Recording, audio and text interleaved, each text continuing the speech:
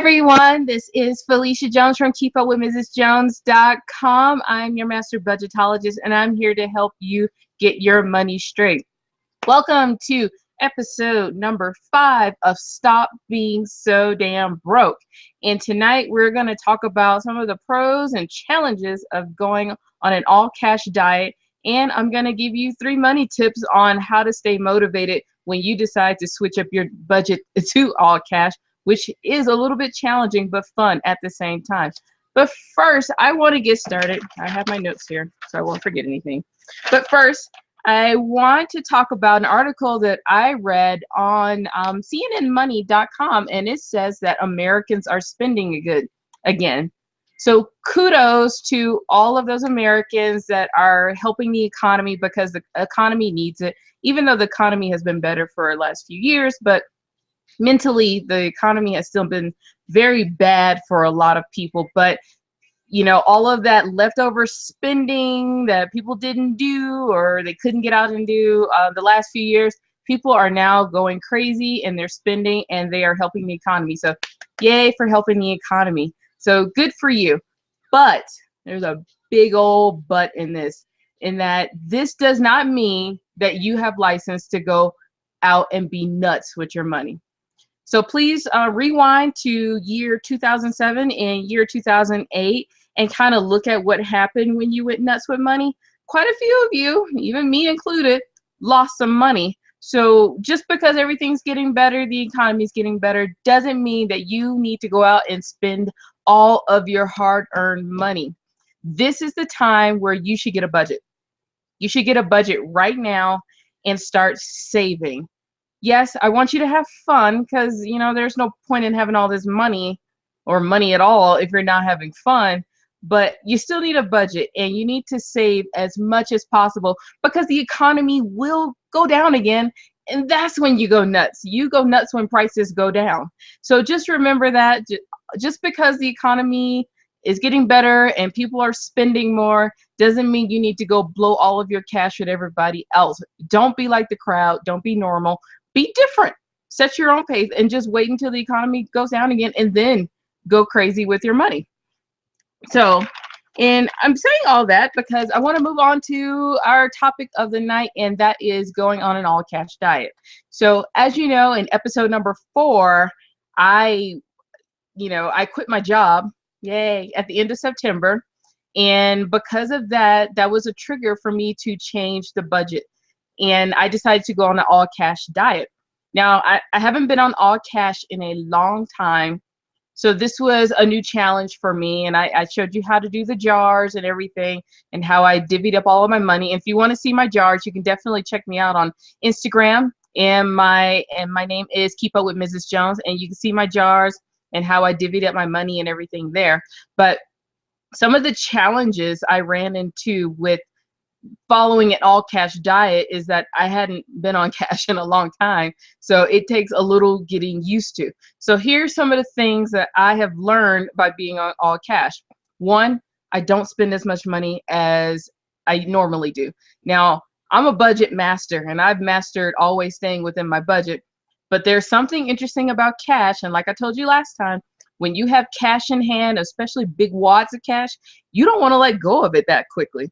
So I've learned that I don't spend as much money when I have cash. I also don't buy impulsively, which is another interesting thing, because it is pretty easy to just go in and swipe. You swipe with your credit card versus you have to stand there and count out everything. And you know, when I go into a store, if I only have 30 bucks, I only have 30 bucks. So those are some of the pros, you know, so I don't spend as much money. I don't shop impulsively, and I actually look at the prices. I actually look at the prices instead of a passing glance like, oh, $5.99, no big deal. I actually look at the prices, because if all I have in my pocket is 30 bucks, I got to be a little smart with what I'm doing with my money at that point. So those have been the pros. And some of the challenges, they've been a little interesting.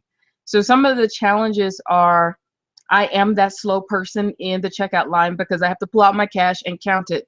Sorry. I had a friend who posted on Facebook who says, who uses cash anymore? And I was like, I do, because I don't want to go broke. So So yeah, so I am the slow one in line, and I have to keep up with what I'm doing because it gets a little interesting when I kind of when because cash is not as fast as a credit card. It's not as convenient and it's not as efficient as just going in, swiping with a credit card, your transaction is done. Now I actually need to count out my money, figure out how much it is, get a receipt, and put it all back in my pocket. So now I'm fumbling with change and dropping coins everywhere. But that's okay. So I want to let you know, if you took on the challenge of doing an all cash diet, remember, this is your money.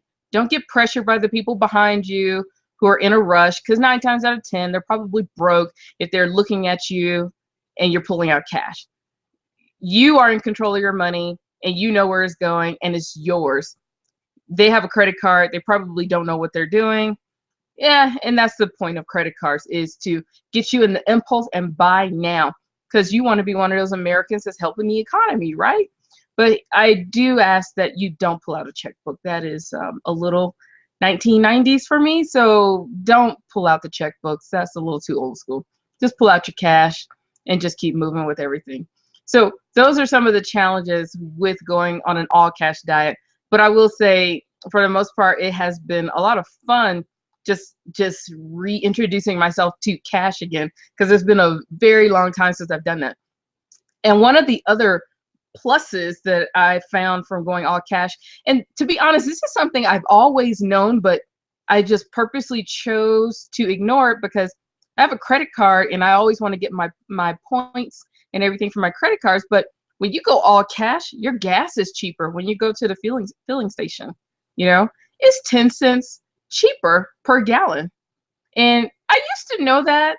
And if you use cash or your debit card, you save 10 cents a gallon. And you know, I saved almost $4 because it takes about 52 bucks to fill up my car, you know, my nice luxury car. And you can check that out on keepupwithmrsjones.com of why I will never get a car loan ever again, especially for a luxury car. But I save $4 on gas just by using cash.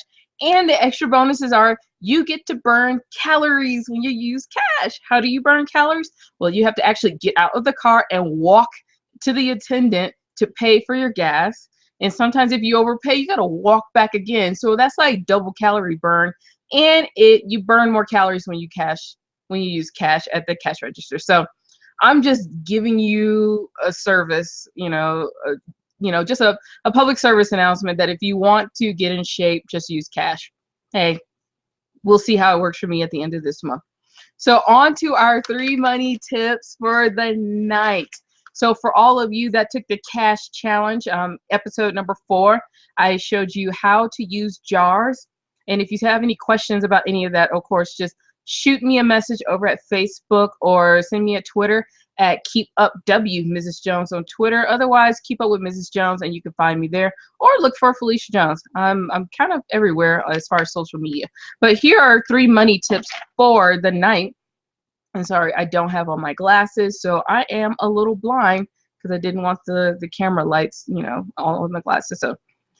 So I gave you the tips last time on how to budget with jars, and my 3 tips for tonight will go over the challenges of going on an all cash diet. Because if you haven't gone on an all cash diet in a long time, kind of like me, you will get a little flustered because you got a lot of cash and you're excited. But now you are that person. And remember, like I said, this is your money, so don't worry. Screw what other people think. You are in control of your money. You know what you're doing, and you are not going broke. So that's why this show is Stop Being So Damn Broke. So tip number 1, when you go on an all cash diet, keep your receipts. Now, this may be a little new for some of you because if you were even like me, I'm a receipt hog and my husband is not. He waits until he gets the bank statement or the credit card statement to follow up on whatever purchases that he's made. So this is going to be something new, but get your receipts and actually pay attention to them, because sometimes they overcharge and you can get your money back. But what's going to happen is that you need to keep up with all your money. So this is step number 2, or tip number 2, is that you do need to keep up with everything you're doing, at least on a weekly basis, I think you should do it every couple of days so that you can kind of re-examine until you get used to everything. Do it every few days so that you know what you're doing. So you need your receipts because you're going to kind of balance out your jars every week or every few days. Because one, you need to figure out where your money has been going, and you need to keep up with how much money you have left. So if you notice that you're going through your entertainment jar and it's only week 2 and you have 2 or 3 more weeks left in the month, you need to slow some things down, or you need to make the executive decision of pulling money from other jars. And this may come from your grocery jar or your gas, gas for your car jar. You got to be careful because when you start dipping into other jars, something else will suffer from it. So that's why you got to go every few days or at least once a week and kind of keep up with everything. Keep your receipts so that okay, I spent $20 here, I spent $20 there, so that you know what's going on. So, and tip number 3, keep at it. Don't give up, don't stop. And it's kind of odd that I have to say don't stop, keeping up with your money. But if you have been a credit card junkie, which it is, and when you're a credit card addict, I will admit I'm an addict to credit cards and debit cards, because, it makes life so convenient. But if you have been an addict to plastic, stick with it when you go to cash, because you're going to feel flustered. You're going to get frustrated. You're going to think people are looking at you because you're taking too long, or you're going to get to the point where you're walking around with a couple $100 in cash. Just stick with it. This is just an exercise in discipline. And I promise you, if you can master going on an all cash diet just for 1 month, you will be able to master any budget. You will become a master budgeter. And that's what our goal is. And then at some point you will get to where you don't even need to have a written budget anymore. Now that's like extreme level.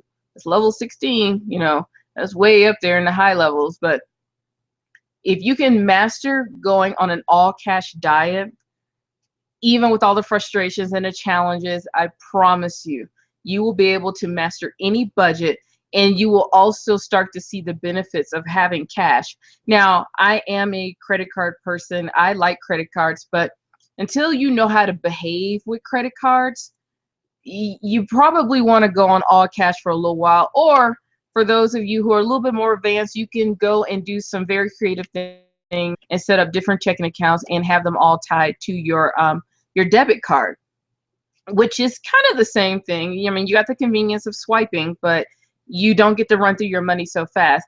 But the thing with credit cards is that they allow you to do impulse buying, and they go into that feeling of I need, and I want right now. And that's what we're really trying to change, the behavior of, delayed satisfaction. You got to make this just like good sex. You got to delay this as long as possible. So, and that's what we're going for. We're going for ultimate satisfaction here and not instant gratification. So stick with it. If you have taken the challenge of doing an all cash diet for 1 month, just stick with it. It gets fun after a while. It does become a game, and you start to reconnect with your money and how it feels in your hand, and you realize you don't want to let it go as much. And one of the bonus tips that I have for you is take all of the change, because you're going to end up with a lot of pocket change. Take all of your change and create a new jar called travel, or whatever it is that you want. It could be travel, it could be spa day, it could be nail day, whatever, buy a TV day, whatever. Create a jar, and if it's travel, put all your change in there. And it's going to be a slow way. This is not going to be the ultimate way of saving for travel, but here's just some extra quarters, and then you can take it to the bank and turn all of that stuff into cash, because it will build up pretty quickly. Or if you have kids, this could be part of their allowance, all of this change. And now you can get your kids to start counting money and starting coins, because I started off with the little coins, and then you have the bigger coins, and of course they get coins turned into paper. So those are my tips for the day. If you have any more questions, or if you have any challenges on your all cash diet, please check me out at keepupwithmrsjones.com. Shoot me an email. Shoot me, tweet me. You could Facebook me. You could definitely send me a nice little picture of what you're doing on Instagram, and that's Keep Up with Mrs. Jones. Same thing on Facebook is Keep Up with Mrs. Jones. And you can find me at all these places. And if you ever have any problems with your budget, I am here. I am a master budgetologist. And as lame as I am, I actually do like doing budgets, and I like doing budgets for other people. So just shoot me an email, tweet, or Facebook me, Instagram me, I don't know, whatever you can find on me. And just to let you know, if you are in the Denver, Colorado area, I am having a ribbon cutting ceremony on Wednesday, October 15th. And this is at Beso Tapas and Wine Bar in Highlands Ranch. So I'm very excited. The Experience Pros radio show and Extreme Relationship Management. They do their every third Wednesday in the month. They do a visibility event for all businesses and a happy hour just to come out and chat with people. But they're doing a ribbon cutting for me, so I'm really excited. Check out Instagram and follow me there because I'm gonna have tons of pictures. And also Beer on a Budget next month, November 7th. It will not be at the first of the month because I'm on vacation. Yes, I'm on vacation, and maybe if some of you guys you can meet me in Florida. I'm going out to Florida. Maybe we can have something there. But Beer on a Budget is going to be at November 7th at Three Freaks Brewery in Highlands Ranch, Colorado. So if you are in the area, come check me out. Otherwise, I will see you later. You guys have a good night, and please be bold, be brave, and start living your ultimate lifestyle. And please stop being so damn broke. You guys have a good night. Goodbye.